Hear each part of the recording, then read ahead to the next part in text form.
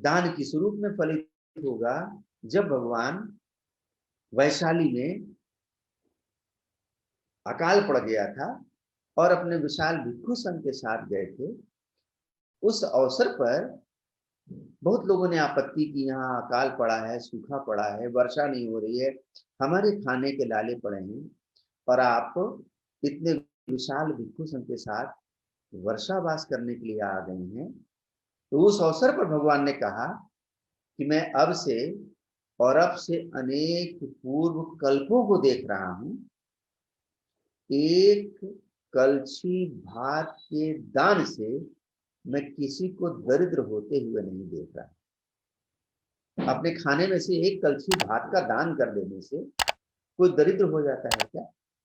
भगवान कह रहे हैं कि एक कलछी भात के दान से मैं किसी को दरिद्र होते हुए नहीं देख रहा हूं, लेकिन एक कलछी भात के दान के पुण्य से मैंने दरिद्रों को सम्राट होते हुए देखा। एक कलछी भात के दान के पुण्य से मैंने दरिद्रों को सम्राट होते हुए देखा।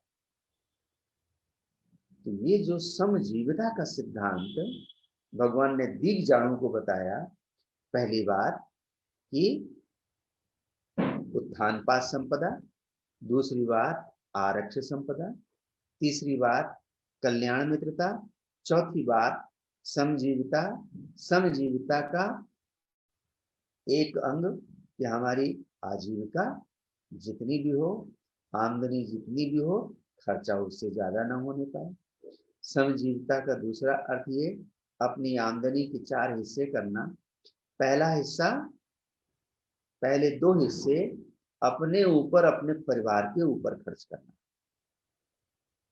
तीसरा हिस्सा अपने व्यवसाय में पुनर्निवेशित करना। और चौथा हिस्सा वो सेविंग करके रखना, उसकी बचत करके रखना। हमारे पुराने भारत में लोग बचे हुए पैसों से अपनी पत्नी के लिए गहने जेवर बनवाते थे। गहने जेवर भी एक तरीके की सेविंग हुआ करती थी, वो भी एक तरीके का बचत है और गाढ़े वक्त में कभी कभी वो भी काम आते थे। तो आज क्या हो रहा है कि हम अपनी आमदनी का बहुत बड़ा हिस्सा इलेक्ट्रॉनिक आइटम्स पे खर्च कर रहे हैं, जिनकी की कोई रीसेल वैल्यू नहीं है। लोग 20-20, 25 हजार रुपए के मोबाइल खरीद रहे हैं और भी बहुत सारे इलेक्ट्रॉनिक आइटम। मैं उनको ना खरीदने के प्रति आपको हतोत्साहित नहीं कर रहा हूं, लेकिन अपनी आमदनी के मुताबिक ये देखने की जरूरत है कि हमें कितना खर्च करना है और कहाँ खर्च करना है। और अपनी आमदनी का अल्पांश सही, लेकिन दान के लिए जरूर से जरूर प्रयास करना चाहिए। बोधिसत्व बाबा से डॉक्टर अम्बेडकर तो यहां तक कहते हैं कि अपनी आमदनी का 5% समाज को दान करना चाहिए। तो 5% की बड़ी राशि हो जाती है।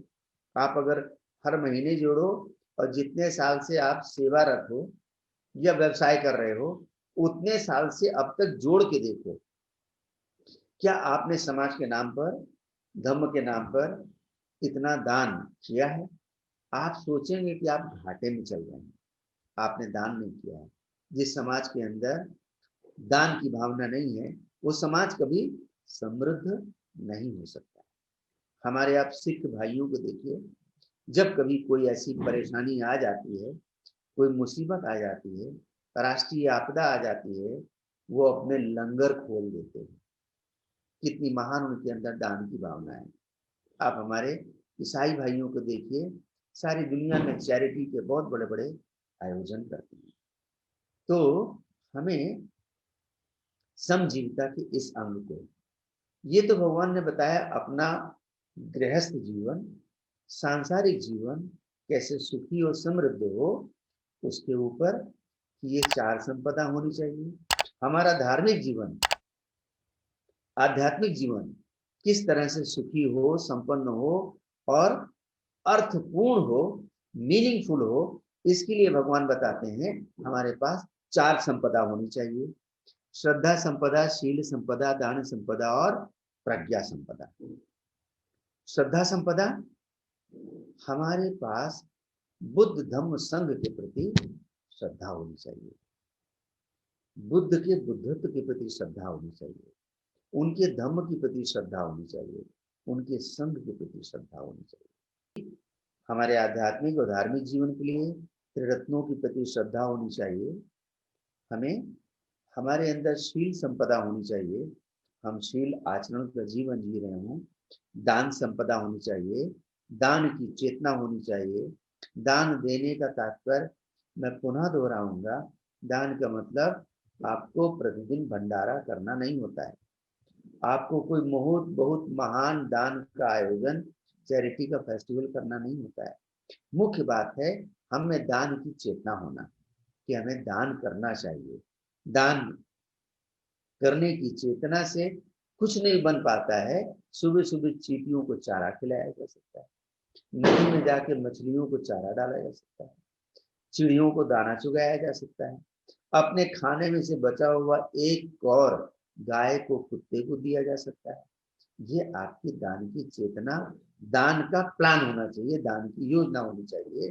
और प्रज्ञा संपदा, प्रज्ञा संपदा कि हम श्रद्धा और प्रज्ञा एक दूसरे से जुड़े हुए हैं। जिसके अंदर सम्यक श्रद्धा होती है उसके अंदर प्रज्ञा का उदय होता है,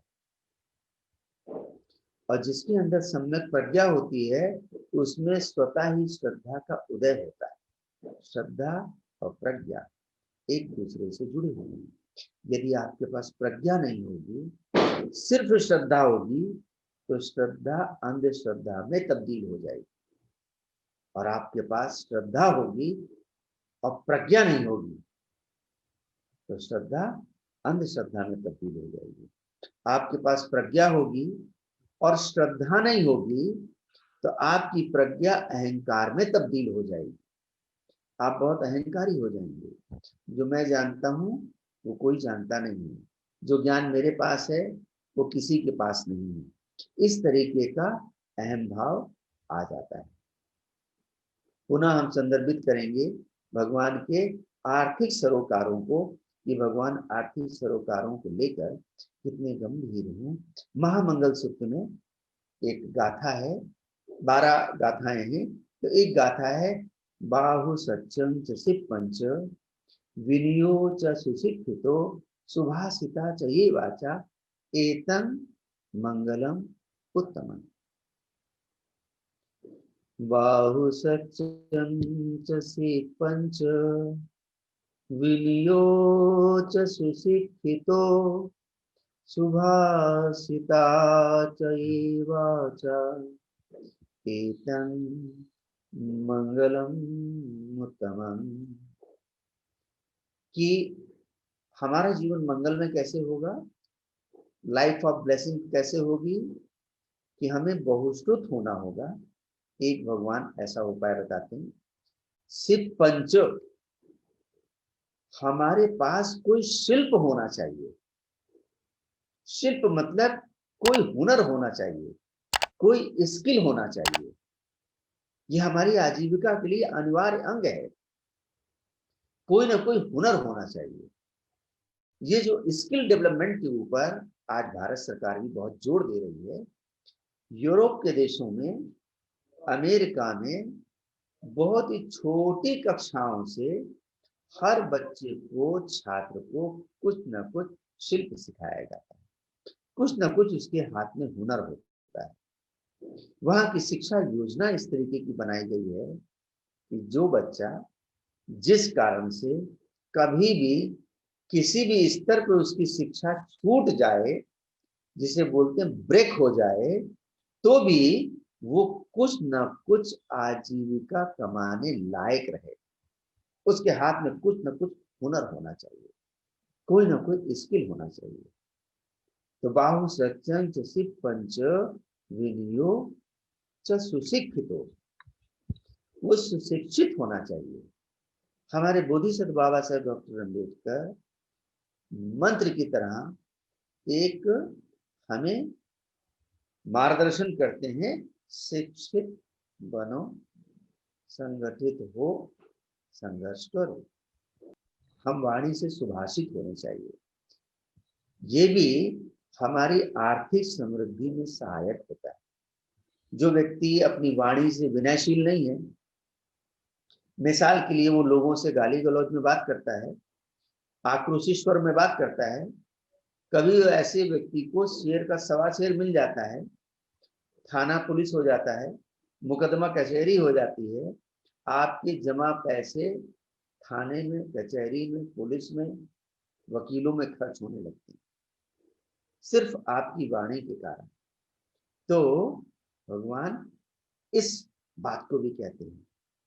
आर्थिक सरोकार भगवान का कितना गहरा है। पराभव सूत्र में भगवान का ऐसा परामर्श है कि अपनी संपत्ति का मालिक, रखवाला, केयर टेकर कभी भी लोभी लालची व्यक्ति को नहीं बनाना चाहिए। लोभी लालची दुष्ट व्यक्ति को अपनी संपत्ति का केयर टेकर नहीं बनाना चाहिए। हमारे घर में हमारी संपत्ति का ज्यादातर केयर टेकर कौन होता है? अगर पुरुष कमा रहा है तो उसका केयर टेकर प्रायः उसकी पत्नी होती है। कभी पत्नी कमा रही है तो उसका पति भी उसके लिए केयर टेकर होता है। हम देखते हैं किसी संस्था में, बहुत सारी संस्थाएं बनती हैं, जब भी कोई संस्था बनती है तो उसमें एक अध्यक्ष होता है, एक महामंत्री होता है, एक महासचिव होता है, एक सचिव होता है, एक कोषाध्यक्ष होता है। अध्यक्ष चाहे किसी को चुन लिया जाए, सचिव महासचिव किसी को चुन लिया जाए, लेकिन कोषाध्यक्ष चुनते समय, ट्रेजरर चुनते समय सारे के सारे लोग एक ईमानदार आदमी को तलाशते हैं। आदमी ईमानदार होना चाहिए, लोभी नहीं होना चाहिए। हर संस्था में ये बात है। कोई भी एनजीओ होगा, रजिस्टर्ड हो, नॉन रजिस्टर्ड हो, समिति होगी, एक ईमानदार आदमी को तलाशते हैं। ऐसे आदमी को तलाशते हैं जो फिजूल खर्ची ना हो, ऐसे आदमी को तलाशते हैं जो झूठ ना बोलता हो, चाहे वो थोड़ा सख्त बोलता हो, लेकिन उसको तलाशते हैं। तो भगवान बुद्ध पराभव सूत्र में इस बात का भी बल देकर कहते हैं कि हमें अपनी संपत्ति के प्रति सजग होना चाहिए और उसका केयर टेकर, उसका संरक्षक, ईमानदार, शीलवान व्यक्ति को बनाना चाहिए। सीगाल सूत्र में भगवान बुद्ध वो युवक सीगाल को बड़ी अच्छी उपमा देते हैं। सीगाल सूत्र हम किसी दिन इसके ऊपर भी चर्चा करेंगे। दीघ निकाय का सूत्र है और बहुत ही प्यारा सूत्र है। सूत्र की पृष्ठभूमि ये है कि सीगाल नौजवान, भगवान बुद्ध उसको सुबह सुबह देखते हैं राजगृह में, एक नदी के किनारे वो नहा के निकलता है, भीगे वेश, पश्चिम दिशा को प्रणाम करता है, उत्तर दिशा को प्रणाम करता है, दक्षिण दिशा को प्रणाम करता है, भूमि को चूमता है और वो हाथ उठा के ऊपर आकाश को नमस्कार करता है। भगवान उसको टोक कर पूछते हैं, सीगाल ये तुम क्या कर रहे हो? वो कहता, भगवान मैं अपने पिता के वचनों का पालन कर रहा हूं। कहा तुम्हारे पिता ने क्या बताया है? कहा पिता ने बताया है कि इन 6 दिशाओं की वंदना करने से, इन 6 दिशाओं को नमन करने से जीवन मंगलमय होता है, जीवन में सुख समृद्धि आती है। कौन सी 6 दिशा? पूर्व पश्चिम, उत्तर दक्षिण, ऊपर और नीचे।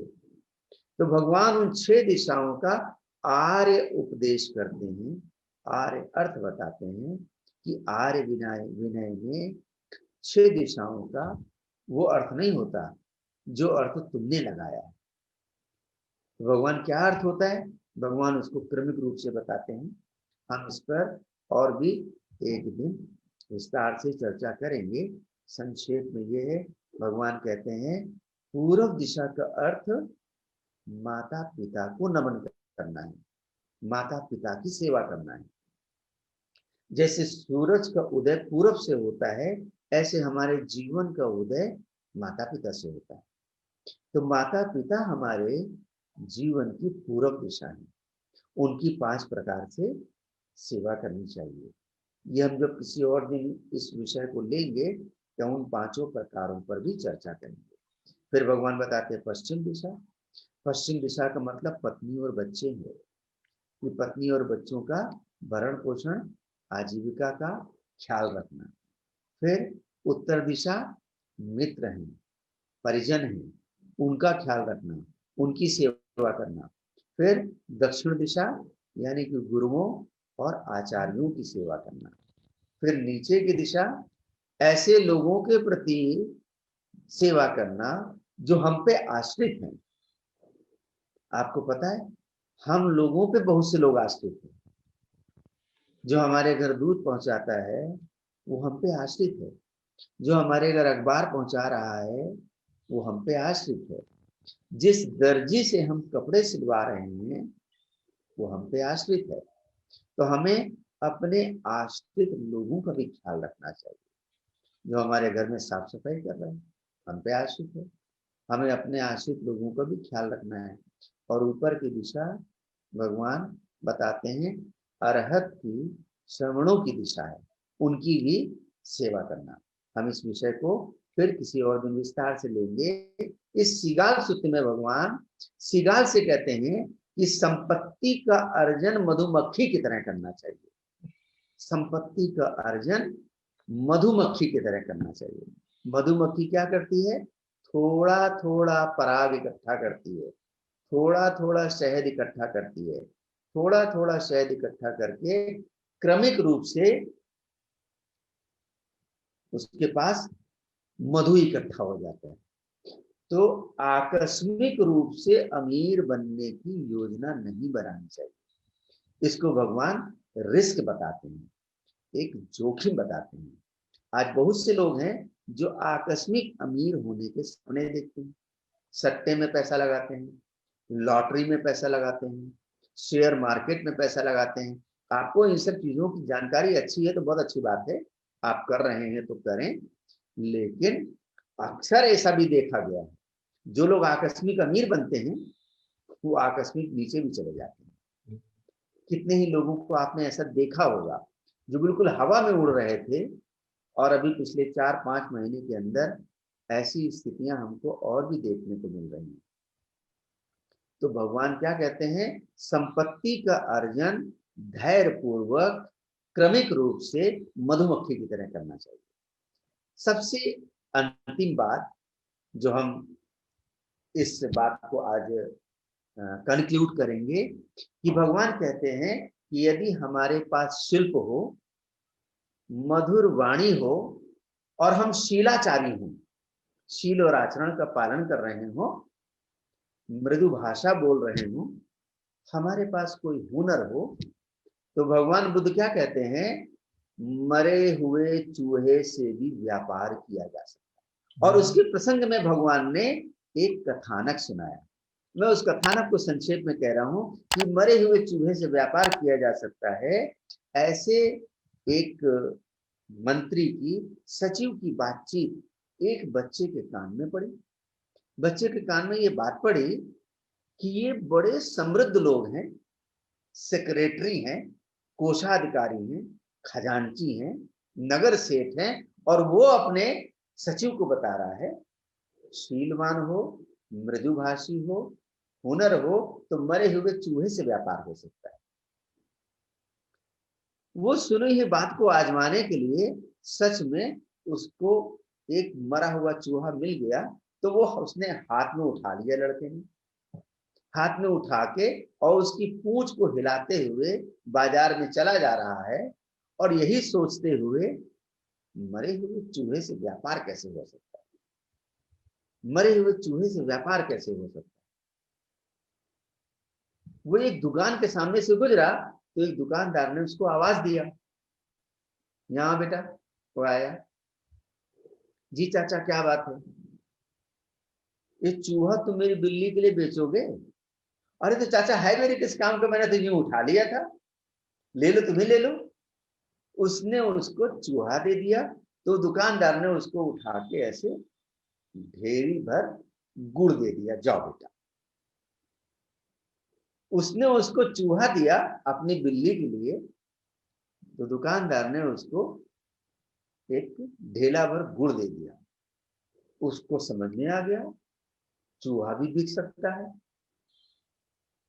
उसने क्या किया, वो गुड़ लेके गया और एक मटके में घोला, और मटके में घोल के उसके पास में ही मालियों की बाजार थी, मालियों की मार्केट थी, फूलों की बाजार। वो फूलों की बाजार में चौराहे के बीचों बीच में गुड़ का शरबत घोले हुआ मटका लेके खड़ा हो गया। चाचा पानी पी लो, चाचा शरबत पी लो। सारे फूल वालों को वो ऐसे प्यासे आते थे, उनको मीठा शरबत पिलाने लगा। तो जिसने जिससे उससे पानी पिया, शरबत पिया, सबने उसके पास ऐसे मुट्ठी मुट्ठी फूल रख दिए कि ये फूल ले जाओ। अब उसके पास शरबत सारा बिक गया, या कहो बट गया, और फूलों का ढेर रख गया। और शाम को फूलों का ढेर लेकर गया और मंदिर में बेच आया।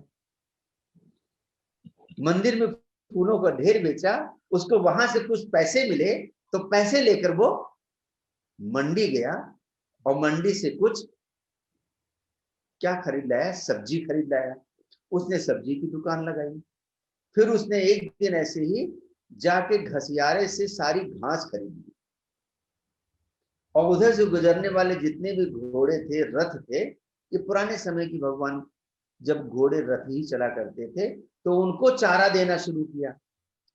चारा देते देते उसके पास क्रमिक रूप से ऐसे संपत्ति बढ़ती चली गई। वो बड़ा प्यारा प्रसंग भगवान बुद्ध बताते हैं।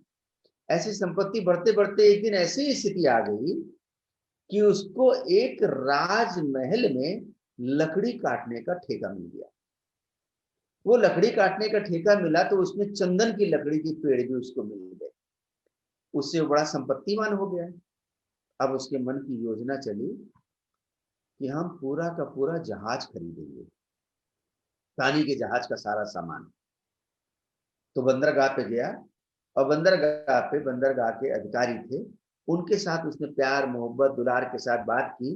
मीठी वाणी बहुत कुछ काम करती है। उनके साथ बातचीत की। कहा चाचा, आपकी जहाज पे जो भी सामान आ रहा है ना, वो सारा मुझे खरीदना है। सारा तुम कैसे खरीद लोगे? देखो, सामने मेरा लगा है तंबू, वो खड़ा है मेरा रथ, ये रही तुमको मेरा उपहार। उसने उसको सोने की एक अंगूठी दी। कहा जहाज जो भी उतरेगा, किसी व्यापारी को तुम्हें बेचना नहीं, वो जहाज पूरा का पूरा मेरा है। अब सारे पुराने समय में ऐसे ही होता था, सारे के सारे व्यापारी लोग आया करते थे। जहाज उतरेगा तो कपड़ा होगा, तो कपड़े वाला व्यापारी कपड़ा खरीदेगा थोक के भाव, इत्र वाला व्यापारी इत्र खरीदेगा, रेशम वाला तो रेशम खरीदेगा, हीरे जवाहरात वाला हीरे खरीदेगा। ऐसे पुराने समय में हुआ करते थे व्यापार। लेकिन जहाज आया तो बंदरगाह के अधिकारी ने कह दिया कि ये पूरा जहाज सामने वाले साहब ने खरीद लिया। अब सारे के सारे व्यापारी परेशान हो गए। तो सारे व्यापारी कतार लगा के उसके पास पहुंच गए तंबू में। तो उसने उसको अपने मुंह मांगे दामों पर बेचा। इतनी संपत्ति उसके पास हो गई, तो वो संपत्ति का थैला लेकर वही नगर सेठ के पास पहुंचा, और नगर सेठ के सामने जाके उसने वो थैला रखा। कहा चाचा, ये ज्ञान हमने आपसे सीखा था, ये उस ज्ञान की गुरु दक्षिणा है। कहा मैंने कौन सा ज्ञान दिया? कहा आपने बताया था ना कि मरे हुए चूहे से भी व्यापार हो सकता है, ये उसी चूहे के व्यापार से हमने इतना कमाया। तो वो नगर सेठ ने क्या सोचा कि मैं तो बहुत कुछ लोगों को बताता रहता हूँ, लेकिन एक ऐसा नौजवान मिला जिसके अंदर मेरी बात को ग्रहण करने की क्षमता थी। तो उसने सोचा इससे काबिल नौजवान कौन हो सकता है। उसने अपनी बेटी की शादी उस लड़के के साथ कर दी। उसको अपनी संपत्ति का और अपनी पदवी का उत्तराधिकारी बना के नगर सेठ बना दिया। तो भगवान बुद्ध क्या कहते हैं कि आपकी वाणी मृदु हो, आप शील आचरण का पालन करते हो, और आपके पास हुनर हो, तो मरे हुए चूहे से भी व्यापार हो सकता है। तो हम अपनी अर्थव्यवस्था के लिए इसके ऊपर भी ध्यान दे सकते हैं। कौशल नरेश प्रसेनजित भगवान के सामने आकर चिंता व्यक्त करते हैं कि हमारे राज्य में लूटपाट की घटनाएं बहुत बढ़ गई हैं, अपराध बहुत बढ़ गए हैं। इनके नियंत्रण के लिए भगवान कोई उपाय बताइए। आप देखें कि भगवान सारे विषयों के प्रति कितना संवेदनशील हैं, कितने गहरे सरोकार हैं। तो भगवान कौशल नरेश को बोलते हैं कि अपने राज्य की संपत्ति के लिए, अपराध के नियंत्रण के लिए अपने राज्य के नौजवानों को रोजगार दो। अपने राज्य के नौजवानों को रोजगार दो। उनको, जिनके पास हुनर है, कोई स्किल है, शिल्प है, संपत्ति नहीं है, उनको अपना व्यापार, अपना हुनर, अपना शिल्प का व्यवसाय करने के लिए विशेष प्रकार का अनुदान दो। आज की तारीख में लोग आरक्षण बोलते हैं, लोग ग्रांट बोलते हैं, लेकिन जो अर्थव्यवस्था में पिछड़े हुए लोग हैं उनको अत्यधिक संरक्षण देकर राष्ट्र की मुख्य धारा में लाना, ये राष्ट्र के हित में होता है। न केवल इससे अर्थव्यवस्था मजबूत होती है, देश में, प्रदेश में, प्रांत में अपराधों में कमी आती है। ज्यादातर अपराध की पृष्ठभूमि ऐसी होती है, बेरोजगार लोग होते हैं, उनको लोग बरगरा के अपराधों में लगा देते हैं। तो भगवान ऐसा कौशल नरेश को बताते हैं। इसके ऊपर भगवान ने बहुत ही विस्तार से कूटदंत सूक्त में ब्राह्मण कूटदंत को भी बताया है कि हमें अपने राज्य की संपत्ति, जो लोग आरक्षण का विरोध करते हैं, आरक्षण को समझते हैं कि ये खाली जात पात को बढ़ावा देने वाला है, बात ऐसे नहीं है। आरक्षण से देश की अर्थव्यवस्था भी मजबूत होती है। इससे देश में एक समृद्ध आर्थिक वर्ग तैयार होता है। वो जो लोग आरक्षण से पाए हुए, व्यवसाय पाए हुए, नौकरी पाए हुए लोग हैं, वो कार भी तो खरीदते हैं। कार शेड्यूल्ड कास्ट के लोग उसके मालिक नहीं है। मारुति, हुंडई या जितनी भी कंपनियां हैं, ये कंपनियां कोई आरक्षित वर्ग के लोग नहीं चला रहे हैं। जो पढ़े लिखे जाते हैं वो किताबें और अखबार भी तो खरीदते हैं। अखबारों के मालिक आरक्षित वर्ग के लोग नहीं है। जो पढ़ लिख जाते हैं, आजीविका अच्छी हो जाती है, वो मकान भी बनवाते हैं। मकान बनता है तो सीमेंट भी खरीदते हैं, सरिया भी खरीदते हैं। ये सीमेंट फैक्ट्री और सरिया की जो फैक्ट्री है, ये आरक्षित वर्गों की नहीं है, लेकिन राष्ट्र की अर्थव्यवस्था में उनका भी योगदान होता है। राष्ट्र के इनकम में भी, इनकम टैक्स में भी, आय में भी उनका योगदान होता है। तो भगवान बुद्ध इन विषयों को लेकर भी अत्यंत गंभीर है और गहरा उनका सरोकार है। आपने आज विषय पर मुझे बोलने के लिए समय दिया, बहुत बहुत धन्यवाद। For more updates, subscribe to our channel, click the show links and enjoy watching the videos.